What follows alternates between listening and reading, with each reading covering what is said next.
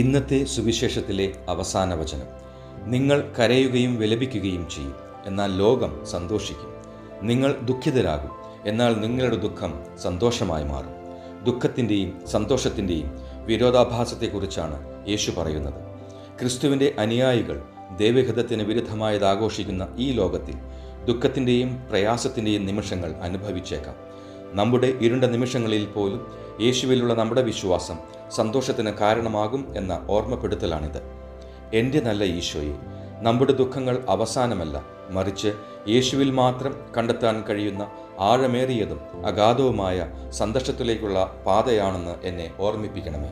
കർത്താവെ, എൻ്റെ അഗാധമായ ദുഃഖങ്ങളെപ്പോലും സങ്കല്പിക്കാനാകാത്ത സന്തോഷത്തിൻ്റെ നിമിഷങ്ങളാക്കി മാറ്റാൻ കഴിവുള്ള ദൈവസ്നേഹത്തിൻ്റെ പരിവർത്തന ശക്തിയിൽ വിശ്വസിച്ച് ജീവിക്കാൻ വേണ്ട കൃപ ഇന്നെനിക്ക് നൽകണമേ. പിതാവിൻ്റെയും പുത്രൻ്റെയും പരിശുദ്ധാത്മാവിൻ്റെയും നാമത്തിൽ ആമേൻ.